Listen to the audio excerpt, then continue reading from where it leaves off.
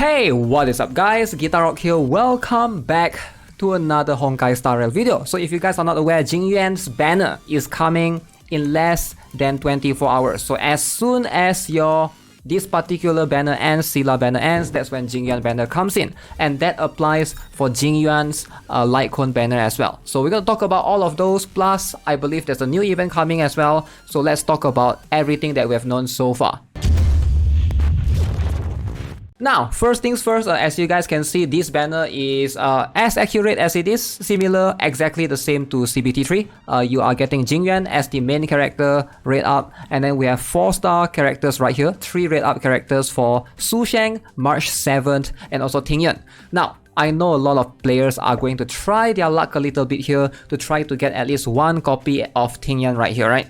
And I'm gonna be honest with you guys, as someone that actually owns Ting Yuan, like if you have Bronya, you probably don't really need Ting Yuan as much. Yes, you can use both of them in the same party, for sure. But Bronya, in my opinion, gives more flexibility as an harmony character.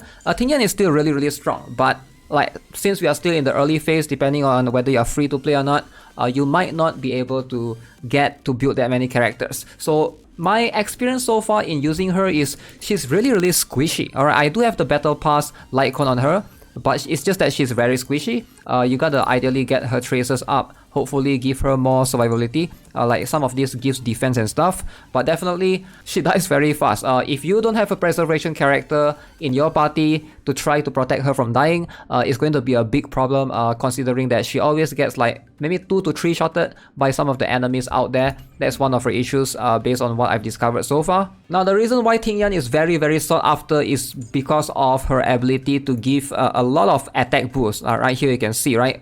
Grants a single ally 35% attack boost and also up to 20% of Ting Yuan's current attack. So the ally that get this thing called the Benediction buff also will be able to deal additional lightning damage. This is very good. And her ultimate is something that, in my humble opinion, is just very unique. It regenerates 50 energy. So 50 energy usually is like more, it's about half of how much you need to fill the ultimate bar for a single ally, and increases the target's damage by 32% for 2 turns. Now definitely, as someone that looking at how flexible she is overall in terms of her kits, in terms of her ability to provide buffs to the ally, she does feels future-proof. Now let's say if you do get lucky with her, or you want to try to get multiple copies, what would be the best Eidolon to stop at, right? Now at E1, she gets the ability to give 20% increase in speed. Now again, this is a very good buff overall. Alright, you get increased speed, although it only lasts for 1 turn. If you can make your characters move faster, your Jing Yuan or your Sila in any case, if they are able to move faster, definitely this is going to be a tangible benefit.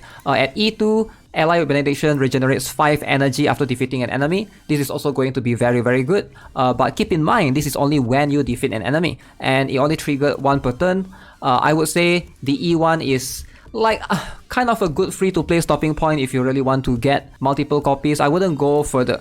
Alright, the E4 damage multiplier provided by Benediction increased by 20%, which is alright, is a good boost, but again, kind of hard to get here if you're free to play. E6 doesn't seem necessary. Ultimate regenerates 10 more energy for the target ally.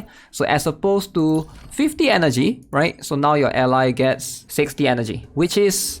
do you really need that 10 energy? I feel like it's kind of expensive. Like if you get her by chance, sure, but I wouldn't like go out of my way to just go all in and E6 her. Now as for March 7th, March 7th is probably one of the strongest, preservation character right now. Like if you want to give shield to your characters, I do think that she's going to be very solid overall. Now Su Sheng is probably the strongest single target physical character right now, if you don't have Clara, that is. Clara might be slightly better depending. I don't think, like if you have Clara, maybe you don't need Su Sheng as much. Alright, that's just something to consider. If you have Clara, all your physical needs is going to be able to be supplied by her. But if you don't have Clara, I do highly recommend getting her. Su Sheng is going to be able to help you out with a ton. I've been using her for a little bit, and I do think that she's really strong. Now, in terms of her Eidolons, you can see, after using skill against weakness broken enemy, regenerates 1 skill point. This is very good. So if you have an enemy that is already weakness broken, you essentially, your skill doesn't consume skill point. I think this is a very good Eidolon to have. Now E2, after triggering Sword Stance, the damage taken by Su Sheng is reduced by 20% for 1 turn. pretty cool. She is a Han type, so she can be quite squishy, so any damage taken reduction can definitely help her survive a little bit. Break effect increased by 40%, again not bad at E4, and last but not least E6, Talent's speed boost is stackable and can stack up to 2 times.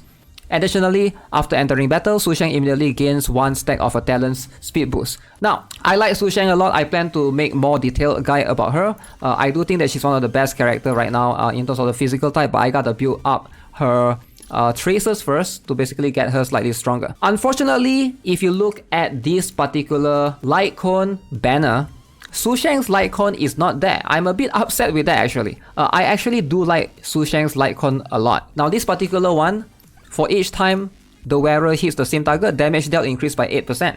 And it stacks to 5 times, it goes up to 40%, right? The Eidolon here has been replaced with Dan Heng's one. So I don't think this one is that impressive compared to Su Sheng's one. I get it, they want to try to balance it a little bit, or else the light cone is going to be a little bit too broken. So only silence remains. I think this is probably one of the worst light cone for the Han category. Like increase wearer's attack by 16%. Now if there are 2 or fewer enemies on the field, increase your crit rate by 12%. So this can be good for some bosses, I guess, but most bosses will summon 2 things side by side. For example, Kokolia will always summon swords, and then like Svarog will always summon 2 arms beside him. So it will usually have 3 enemies. So for the crit rate, you almost will never be able to get this, except for a few certain stages, a few certain cases. But the attack boost is nice and all. But yeah, regardless, the attack boost 32%. If you superimpose 5, crit rate increase 24%. But still, I wouldn't go for this particular light cone, in my humble opinion. I do think that Subscribe for More is going to be a better one. Swordplay is going to be a better one. And also everybody can perhaps purchase Cruising in the Stellar Sea. This is going to be the free one from the Herta shop as well. That one is a little bit of a bummer. However, the March 7th light cone for day 1 of my new life, this one is going to be very, very good. This one gives everybody damage resistance. And if you can superimpose this, it actually increases up to 12%. I do think this is a very good one. So at least we have a good light cone right there. And then we have the last but not least, that is the Asta light cone, which is Planetary Renders Verse. I'm not a big fan of this particular one. It only is good if you plan to run a mono team, but right now I'm not sure how many players are able to build like a mono team with the same element. Upon battle entry, if an ally deals the same damage as the wearer, damage dealt increased by 12%. It's not super flexible right now. So yeah, regardless, Jing Yuan's light cone is still a very, very strong one. Like definitely consider getting this, man. Even if you don't care about Jing Yuan, if you have an erudition character, this is going to boost your damage so much. Increase your crit damage by 36%, increase your skill and ultimate damage by 18%, and when you're gonna get a Somnus Orpus, if you trigger follow-up attack, Somnus Orpus will do 48% increase follow-up attack damage.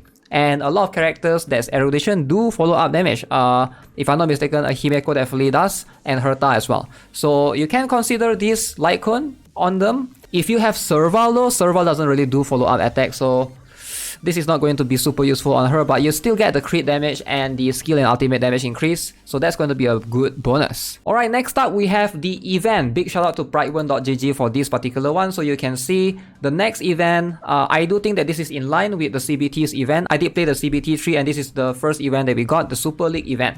So basically, what are we getting right here? A condition to play this event is you just gotta be Trailblazer level 21. And you just gotta fight a few enemies. Very straightforward.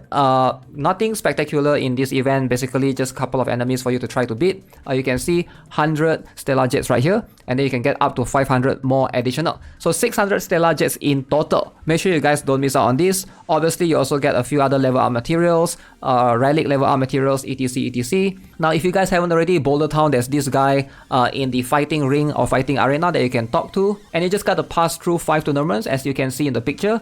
Each of the stage apparently will give you 20 Stellar Jets. And yeah, and these are the enemies that you can try to fight against. I do think that lightning element is going to be very important. So it does favor Jing Yuan to a certain extent, because a lot of these enemies, if I'm not mistaken, they have lightning weakness. Alright, so to be able to break their shield and stuff. So if you don't have Jing Yuan, preferably you have Serval or some sort of other characters, right? The strength of the enemies you face in the event is based on your account equilibrium level. Alright, the higher it is, the harder enemies you will face. That's unfortunate. If you recently upgraded your equilibrium, make sure to level up your characters and their cones so you can survive the event. Okay, so if you guys just recently reach a new equilibrium level, consider getting them to as high as possible, or else you might struggle with the event. If you don't care about the 5-star, you only care about the 4-star, you only want Su Sheng or March 7 or Tingyan, is it worth pulling for?